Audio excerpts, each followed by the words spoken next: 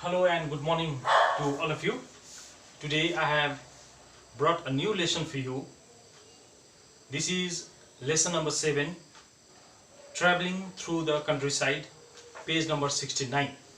It is the video meant for class 7 and it is on page number 69. There is a story, lesson number 7, traveling through the countryside. Now, before I begin this story, let me say you that this is the abridged version taken from Ramchandra's story. This is actually an excerpt, this is an extract, a portion taken from a book. This is only one portion taken from a book. The name of the book is Ramchandra's story. From that book, this small passage is taken. And this has been written by Sir Mark Tully. Sir Mark Tully has written this story, and this passage has been taken from the story book called Ramchandra's story. Now, about Sir Mark Tully, that he was born in India and later on in 1935, and then he went back to England and he was educated there. Later on, as a newspaper correspondent of BBC, he returned back to India in 1965. He has covered all major aspects that a journalist is supposed to, and he has written several books out of his experience that he gained in India. He is a very famous writer. He has been honored with many awards. Few of them are Padma Shri and the Padma Bhushan. These are prestigious awards. He has been awarded for his contribution in Indian literature by the government of India. So this is about the writer. Now let us learn a little about the background. Please find out page number 69 and the second paragraph. No Fool Stops in India is a book written by Sir Mark Tully. It is a collection of 10 essays giving a panoramic view of India. It reflects on the changing face of India, especially its countryside. This extract is taken from the essay Ramchandra's story. So there is one book containing 10 essays. Out of those 10 essays, one essay is Ramchandra's story. The present extract, traveling through the countryside, is taken from one of such essays whose title is Ramchandra's story. So this is the background. This is the source of this story or this passage.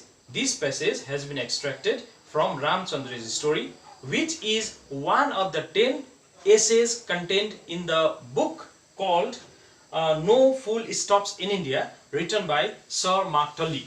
So this is written by Sir Mark Tully, and this is the background, and this is a little background or life of Sir Mark Tully. Now, how are we going to discuss this passage? First of all, we were supposed to do a reading, but I understand many of you may be having difficulties in the network, so we cannot have an online class. And this was possible in the online class, but since we are not having online class, so reading I leave it for your self-study. Children, I do believe that you will read this passage for a number of times. There may be some words, some concept difficult for you, but you need to do a reading. The more and more number of times you read, better and better will be your understanding. It will help you improve your reading skill, and apart from this, it will help you concentrate and understand a passage. There may be some phrases used, some words used which may be difficult for you. I do understand that, and I acknowledge it before I begin this story. So you have to concentrate on reading. Please do reading for some time, twice, thrice, and then underline and find out the meaning of the difficult words. This also I leave for your self study as an assessment. Go through, underline. There are the meaning of the difficult words given on page number 71. It is given there in the book itself. And if you find any other word which is difficult for you, since we are not having an online class, you have to work yourself, refer a dictionary, find out the answer and write the word meaning in your copies. And in the meantime, when I will be explaining this story, this passage to you, of course we will be discussing on the meaning of some of the words. Okay, so you just need to concentrate. And after that we will have explanation of the story or the essay or the passage, whatever you call. Passage also I do write here.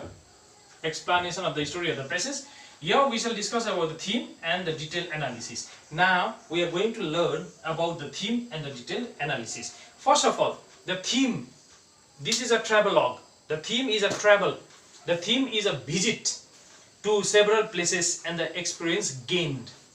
Some of the people have a peculiar habit of noting or studying everything in detail. When the people visit places, some of the people, they simply get into the cab and then they sleep with an intention to get up or wake up only after reaching the destination. Some of the people, they will keep on studying what they see. They will watch, they will absorb, and they will store it in their mind. Later on, they will recap and they will note down. So Mark Tully was a kind of person who loved watching, absorbing, enjoying and writing. So out of his experience, he has written such essays. This is the passage taken from one of such interesting essay where he visits. So theme of this passage is the visit to different places. Okay, so we shall begin now. Gilly, Arville and I set off means started from Molanpur. So they started from a place called Molanpur, okay. They started from a place called Molanpur on the day of the wedding. So there is a wedding, there is a marriage, and these three people have to go in order to be a guest. Okay, who are the three people? Gilly, Arville, and so the writer himself. They are the three people who makes a visit. Mark Tully. I write only M Tully. So Mark Tully. So these three people are going on starting from Molanpur. The purpose of their visit is a wedding ceremony. So they are going to attend a marriage.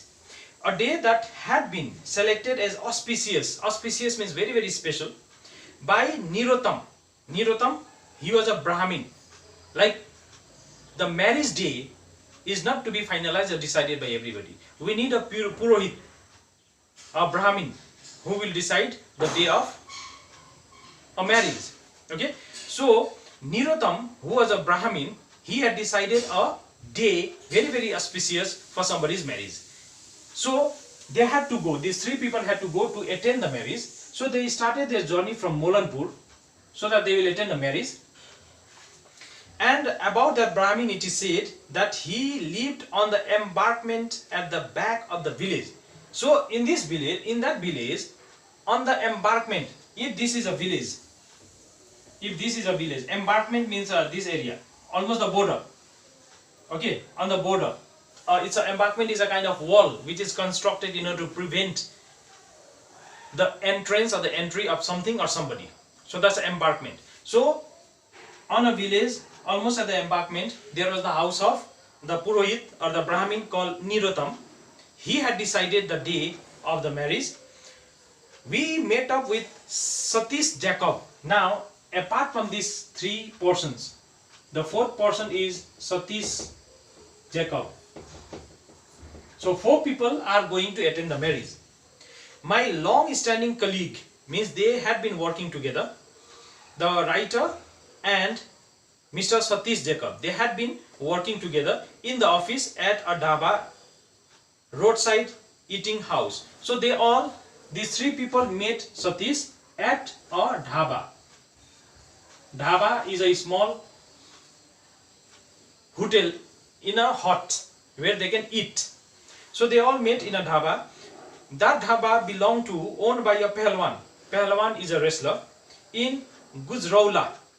So they started from Molanpur and they went to Gajarula.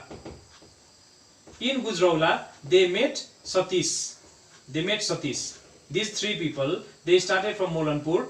They traveled and went to Gajarula. In Gajarula, they met Satish. Satish is a friend of the writer. He was a colleague of the writer. And together, four of them, they ate their lunch. They took their lunch and they continued their journey. Alright? Gajarula, a small town on the main road from Delhi to Lucknow. So, on the main line of Delhi to Lucknow, there is a place called Gajarula. They met, all these three people met Satish at a place called Gajarula. This place is quite interesting because this place contains a lot of dhabas. The vehicles do stop there so that the passengers can eat something. The competition is stiff. There is a whole host of dhabas there because long distance buses from Delhi stop to allow their passengers to eat. So this Gajarula is a very important place because a lot of dhabas are there. And in this place, all the buses which ply between Delhi and Lucknow, they stop in this place so that the passenger can recreate themselves. They can do a little walking, they can refresh themselves and eat something. The competition is steep, so the food is good. Now see the description. A minute description you find here. So now description about Gajarula and the dhabas there. There are several dhabas. They all sell food. Good quality food is served to the consumers. It is because there are so many dhabas. If one dhaba does not sell good quality food, then the consumers will prefer to go to another shop. The passengers will prefer to go to another shop. So competition is stiff, means very tough and tight competition is there among those dhaba. The competition is stiff, so the food is good. But the pleasure of eating it is somewhat reduced by the highly offensive. Offensive odor means very bad smell. Please do note down. Offensive odor means very bad smell from a chemical factory on the edge of the town. So on the edge of the town, edge means on the border. There is a chemical factory. There is a chemical factory. It produces smoke. The smoke comes here. And so when the people eat, they get the smell also. And that is a very, very bad smell. Okay. The leaves of the trees were shriveled. Shriveled means wrinkled. Chauri pareko. It is because of the chemicals. It is because of the chemicals contained in the smoke. Presumably due to pollution from the factory. So the pollution has affected even the leaves or the vegetation. The leaves have become shriveled or wrinkled due to pollution from the factory. And I did wonder what chemicals had penetrated the wrestlers' food, but we were all hungry and so I didn't raise that question. So the chemical is coming to Gajarula and on the horse also and on the food also. Food which these four people are eating. Okay. But before he could ask, before the poet, the writer, so Mark Tully could ask anything about the pollution to the Pahalwan or the shop owner, he was so hungry that he forgot to ask or did not want to ask. So this is how the essay begins traveling through the countryside. So before the video becomes too long, let me give you a brief recapitulation or summary and then I will make another video and I'll send it to you. Listen, Gilly, Arbil and Sir Mark Tully, they are traveling. Okay, they are traveling. They have to go to attend a marriage. Okay, so they started their journey from Molanpur because they are going to attend a marriage.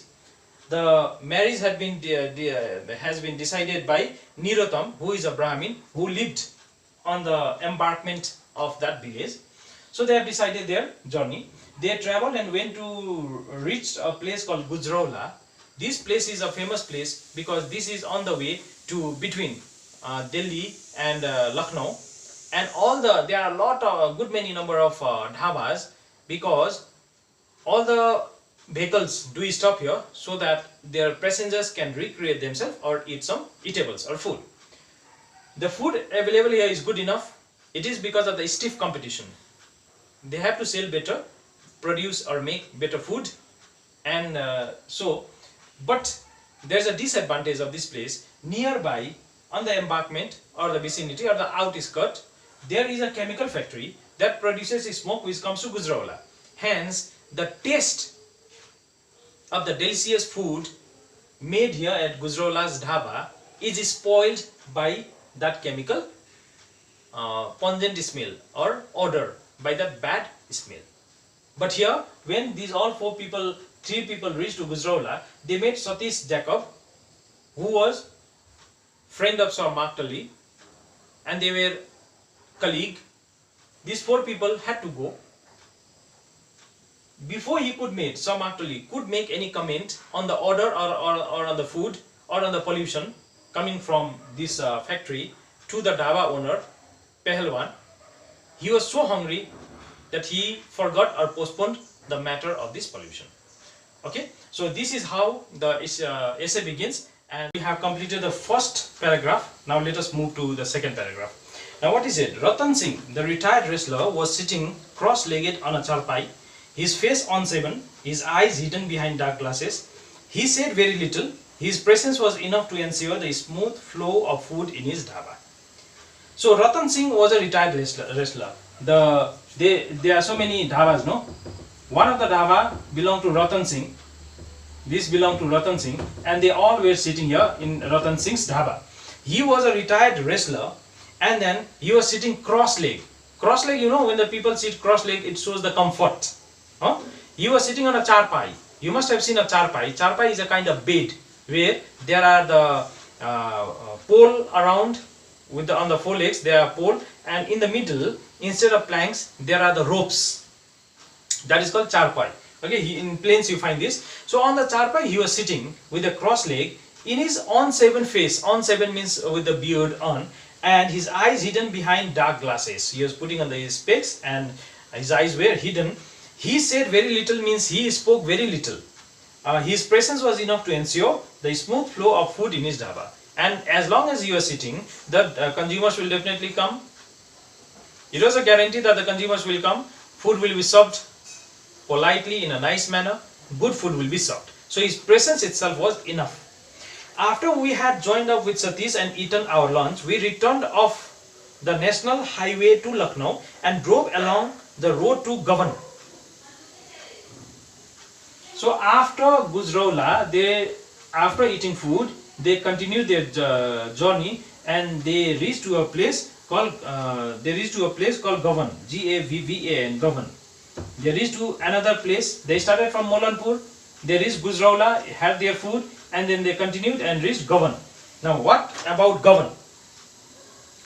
Gavan, the town near Chandre's village. So after this Gavan, there is Chandre's village. Okay, so there is a town near Chandre's village. It is called Gavan. They reached to Gavan.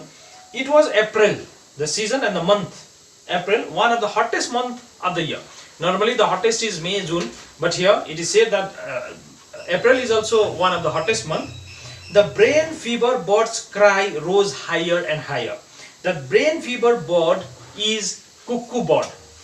Cuckoo bird was crying higher and higher, means producing that loud sound higher and higher up the scale as it screeched. It's getting hotter, and I can't stand it, can't stand it. This way, the cuckoo bird, which is a brain fever bird, or brain fever, that's a brain fever bird, which is cuckoo, was crying in this manner, that it was very, very hot. I can't stand means I cannot bear, I cannot sustain, I cannot survive. The bird was screaming. I thought I would get brain fever too. And on hearing the cuckoo bird scream like this, the writer Sir Mark Tully also thought that he will also die because of the heat. I did not stop our little red van and take a break in one of the cool green mango groves which flanked the road. So he thought of stopping. After reaching, he thought of stopping, parking his car, red van in one side, and enjoyed. There were the mango groves on either side of the road.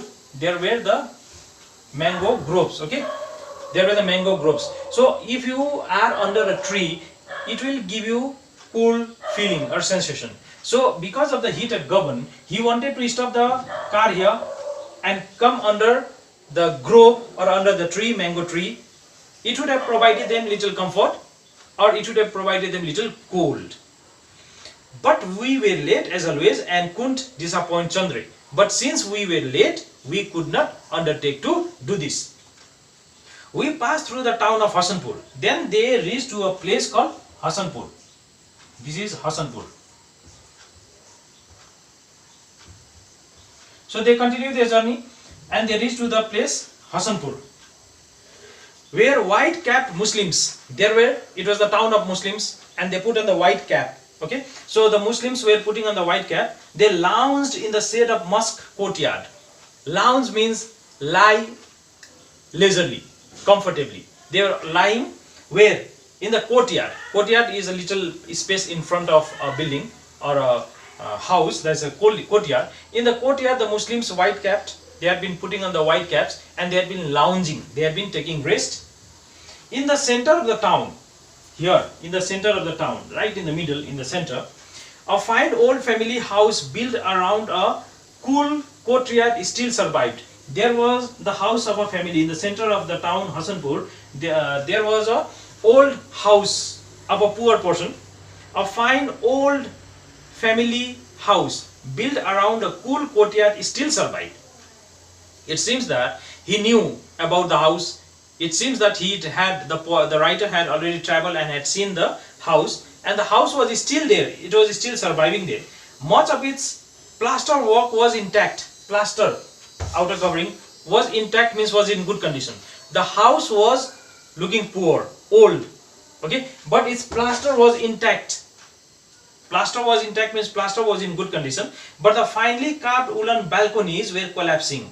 But there were some balconies made of wood. Those were collapsing. Those were being destroyed. And the whole place had an ill-kept air about it. And because of this one building, the entire place, because of this one house which was not in proper condition, which was in a bad condition, the entire place or the location or the locality was looking unkept. This ill-kept means untidy. The entire place was looking bad. Clearly, it was soon to fall victim to the greed of the contractors. And contractors, they always keep an eye over such kind of places where they can destroy the old buildings and erect multi-storied buildings. So, the greedy contractors' eyes will soon be cut on this place. They will buy the land and they will construct multi-storied buildings, who were just waiting to complete the transformation of Hasanpur into yet another hot and ugly concrete cauldron. These contractors were just waiting for such kind of old buildings to go and in its place new building to come and to change the look of the entire city. Okay, but the entire city, is it good? Because the old houses we are destroying, we are converting the vegetative or the beautiful landscape into multi-storied buildings. What it does is,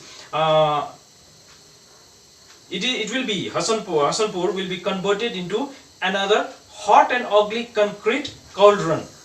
Cauldron is a large cooking pot like karai, where it will be very, very hot. So more number of buildings will come to the Hasanpur. That means the air cannot pass through and it will become a very, very hot place like cauldron. Leaving the town, we passed two immaculate. Immaculate means very, very clean and tidy white bullocks. So they left behind Hasanpur, and on the road here they found two bullocks, goru gari. They saw two bullocks, immaculate, very, very neat and clean, white bullocks. Those are white bullocks, shaking their head in unison as they moved. They were shaking their head like this in unison. Unison means together.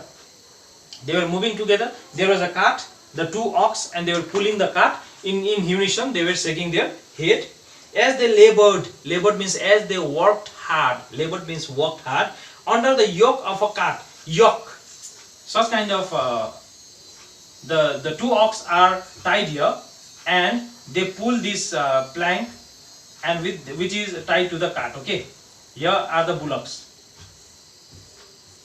Such kind of structure is the yoke. They were pulling the yoke of the cart carrying vegetable to market. The cart was carrying vegetable to the market, and that cart was being by two bullocks which were white in color. It was looking very, very neat and spick and span, called immaculate. In the countryside, horse-drawn traps or tangas or bullock carts have still not totally surrendered to three-wheeled fotfots of all shapes and sizes. So normally we these days don't see the bullock cart or horse cart, no such kind of things we don't see. We see the vehicles which do fot with three wheeled carts are the auto rickshaws, either replaced by auto rickshaw, rickshaw, e-carts or e-rickshaw. Okay, they do fot and they travel. So normally in the towns and cities, the old system of transportation, bullock cart or horse cart, this has been replaced by the three-wheeled carts of all shapes and size, emitting all forms of pollution.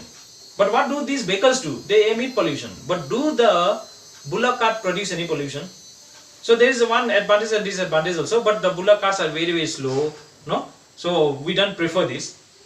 At first the land was quite fertile. In the past the land was very, very fertile. Sesame trees lined the roads, and there were on this road there was a sesame tree. The name of the tree is sesame. Sesame is the name of a tree. So sesame tree had been grown along the lines. Sesame tree lined the road, and young sugar cane sprouted in the field, and sugar cane plants were sprouting. Sprouting means just to germinate or come out of the cell or from the earth, and they very young plants are said to have sprouted. It's a kind of germination. Now next paragraph. On the bank of one field we saw a black red start. The red start is a small songbird. Please mark it. A small songbird. In one field we saw, these four people saw one black red start. His tail quivering energetically. Quivering means moving. He was moving his tail energetically with great enthusiasm or joy. He too was apparently suffering from brain fever, because by now he should have been on his way up to the Himalayas. So he must have been suffering from the brain fever. It is because such kind of birds cannot sustain heat.